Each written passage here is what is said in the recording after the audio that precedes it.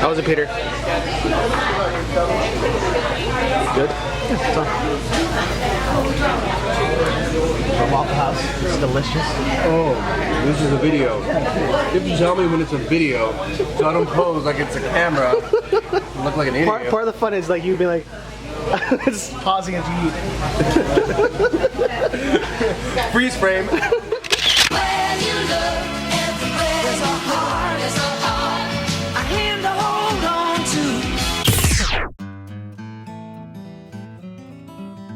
So last week, I finally got to go visit the South, and it's my first time to Georgia. I was super excited.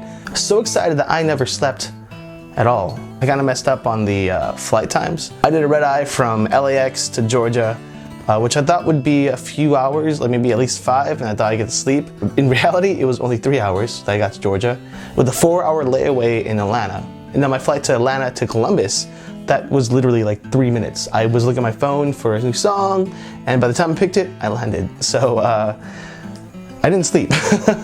Now, one thing that's cool about Columbus when you land, I was in the smallest plane I've ever been in my life. So it was the smallest airport I've ever seen. Like, I've seen bigger CVS's.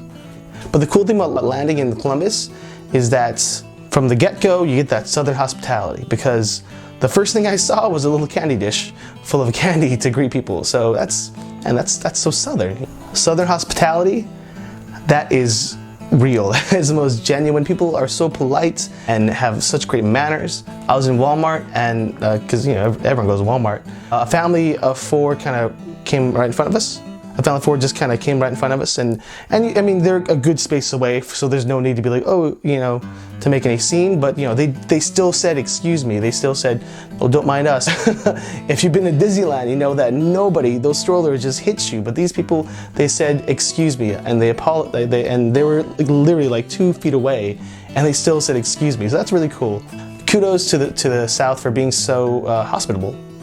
I guess that's where Southern hospitality comes from. One of my first meals in Georgia was fried chicken, of course, with mac and cheese, biscuits, and a sweet tea. It was really good. Fried chicken, it's fried chicken. You can't go wrong with fried chicken. Tea is just sweet tea. If you order tea, it's gonna be sweetened. And I've seen them make it. The base is literally sugar water, which looks like a gray abyss of just sugar and water. And then they pour in the tea, and it's delicious. I'm still shaking from the sugar because I've had nothing but sugar for the last weekend. But here are the 4 major food groups of the South: butter, bacon, sugar, and love. Everybody in the South has a little bit of Southern twang, and there's nothing wrong with that. It's a beautiful accent. If you were to give a hug a voice, it would have a Southern accent. Another thing about the South, it is very green and beautiful. Every road is just endlessly green, so many trees. It is warm, very warm, and that's an understatement, because it's a very humid, almost reminds me of Thailand, but the roads are full of these long green highways, and it's nice to kind of see a change, basically. I got to visit the famous 5 Points in Atlanta. So we saw some really cool restaurants. I actually spent my birthday there. We ate at Porter's, a cool I think a bar that specialized in beer, but it was their brunch menu, so I got their shrimp and grits, the brunch one, with a poached egg. It had poached egg, it had truffle oil, portobello mushrooms, and of course shrimp with the buttery, flaky biscuit. Oh man, it was so good. Really, the best meal I've ever had in the South was at Porter's. I also got a chance to eat at the Vortex. Now the Vortex is known for their famous burgers, and also this bar is really cool because, well, there's 2 of them. There's one in 5 Points, and there's one, I think, off Peachtree in Atlanta. But it's one of the only bars where you can go eat, curse, be obscene. It's just, they embrace the dirtiness of what bars are. So that was really cool. I might have even snuck a cigarette in there. I'm not gonna say if I did, but also had this large wooden penis that you had to rub for good luck or to make a wish or something. I did it, but I didn't take a picture of it just because I don't need graphic images of me grabbing a wooden penis online, so that's just me. I got the Fat Elvis, which is I think Angus beef with peanut butter, plantains, bacon. It's delicious. Now, they don't have White Castle out there, but they do have this place called Crystal's, which is like the southern version of White Castle, and they have these tiny slider burgers, which it's funny because for some reason, like the cheapest made food probably tastes the best late at night when you're super hungry. And we got like 24 sliders. I think I knocked down 7 of them because I was hoping to like, really knock down a lot of them. But for some reason the food's so rich down south that because I usually could take down food, but this place, I was getting meat sweats so quickly. Plus the weather, I think the weather kind of makes you just, just that heat just got to me, and I couldn't finish much of my meals, to be honest. Waffle House is a southern staple. That place is the most richest food you'll ever have, but it will get you over a hangover. Really, potatoes and gravy are one of my favorite hangover foods, and I got to have hash browns smothered, covered, and peppered. I think that's cheese, gravy, and jalapenos. It's cool because every item is nicknamed with that smothered, covered kind of slang. So when you order, you have to order like that. The guy told me the grits had, the batch has 6 sticks of butter, if not more. Oh man, I can hardly breathe talking about it right now. Going from a very healthy diet to a very extremely fattening diet, I was feeling it. I was enjoying it, but I was feeling it a little bit. No one really is that health conscious. It's just, they eat what they love, and I love that, And no one eats kale. Like some of the girls order salads, and the salads even had fried chicken on it, and bacon, and cheese, and ranch. It looked good though, so and they were happy, they ate it, so I can't complain there. The reason why I came to Georgia, specifically Columbus, Georgia, home where the first Coke was ever sold, as well as the world's largest lunch pail museum, which is in Columbus. But the reason I went to Columbus was to officiate my buddy Mike's wedding with Shelby. And I'm so happy for Mike. Mike used to live in Fullerton with me, and we used to hang out all the time. But sadly, Mike got sick, where he has to go to Dallas every day for his kidneys. And he moved back to Georgia so he could be with his family and be on a higher wait list for a possible kidney transplant. Him being so far, we call and catch up every once in a while. Me and Peter were both, how's Mike? You had checked on him, Something happened. He met a girl, he had all these posts, and he was really happy. And next thing you know, she's posting all these GoFundMe for Mike to find, his organ donor. I could tell she really loved him. And then when I saw that, a part of me was just, a little weight was off my shoulders because there was someone caring for my friend. And that means a lot.